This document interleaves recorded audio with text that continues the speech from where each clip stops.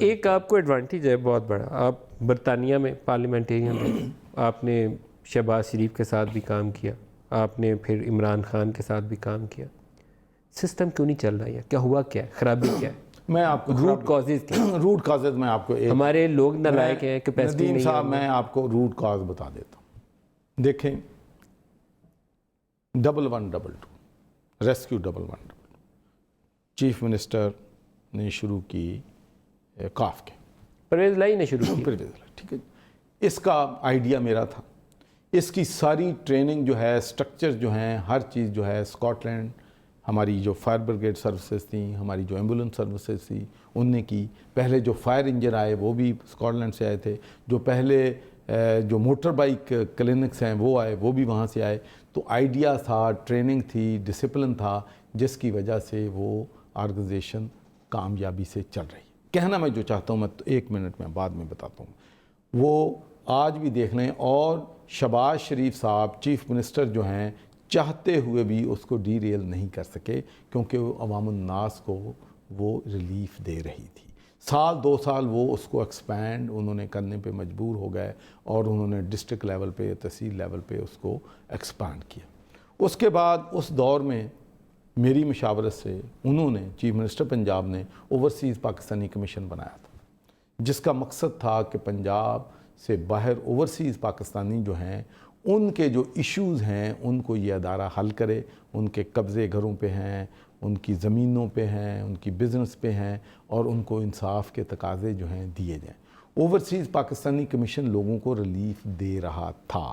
اس کے بعد ہماری حکومت چاہے بھی تو اس کو ختم نہیں کر سکتی، کیونکہ وہ ایک انڈیپینڈنٹ ادارہ بن گیا. اور اس کے بعد ہم نے اس میں فردر جو کیا ہے وہ یہ کیا ہے کہ پہلے ہم ڈپٹی کمشنر ریلیف دے دیتا تھا، ڈی پی او ریلیف دے دیتا تھا، ڈپارٹمنٹ ریلیف دے دیتے تھے اوورسیز پاکستانی کو، لیکن وہ کورٹ میں جا کے سٹے لے لیتے تھے.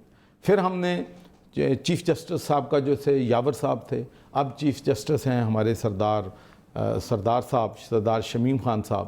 انہوں نے مہربانی کی کہ انہوں نے 3 ججوں کا ایک ٹربیونل بنا دیا ہائی کورٹ میں، اور نیچے لوئر کورٹس میں آرڈر کر دیا کہ کوئی کیس 3 ماہ اور ہائی کورٹ میں 6 ماہ سے زیادہ. وہ ادارہ بھی اب وی کین سے کہ we can be proud of, overseas پاکستانیوں کو انصاف دے رہا.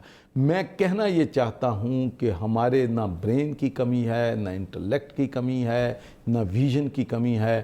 جب تک ہم اداروں کو با اختیار نہیں بنائیں گے، امپاور نہیں کریں گے، right person for the right job نہیں دیں گے، پھر ان پہ چیک اینڈ بیلنس نہیں رکھیں گے، تو ادارے کامیاب نہیں. اور تیسرا ادارہ میں آپ سے یہ آج کمٹ کرتا ہوں، 1122 our nation can be proud of.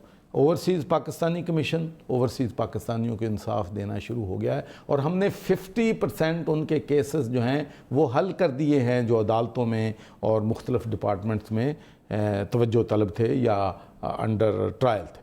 اور اس کے بعد تیسرا ادارہ عمران خان صاحب کی بیکنگ سے ہم نے پنجاب آب پاک اتھارٹی بنایا. اور 1 سال بعد میں یہاں پروگرام میں آپ کے بیٹھ کے کہوں گا کہ پنجاب کے لوگ جو ہیں they will be proud of Punjab Aab Pak authority, کہ وہ لوگوں کو پینے کا صاف پانی دے رہی. اس لیے کہ وہاں پر بورڈ کے ممبر بھی میرٹ پہ لگائے ہیں، ڈسٹرکٹ کمیٹیاں بنائی ہیں، چیک اینڈ بیلنس کا نظام ہوگا.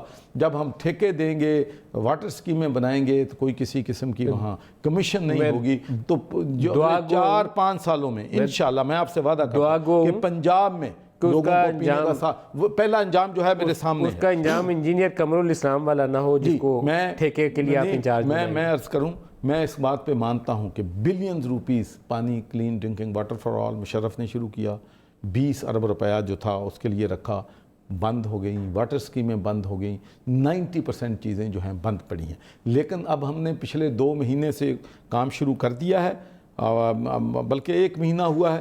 تو سب سے پہلا ہمارا کام یہ ہے کہ جتنے بھی فلٹریشن پلانٹ، جتنے بھی واٹر سکیمیں ہیں، انشاءاللہ جو بند پڑے ہیں اگلے 3 مہینوں میں اینڈ آف دسمبر تک ہم سب کو چالو کر دیں گے، اور انشاءاللہ 2 کروڑ لوگوں کو ہر سال ہم پینے کا صاف پانی دیں گے، which is very ambitious اور سب سے مشکل ٹاسک ہے، لیکن اللہ کے فضل و کرم سے میں کروں گا.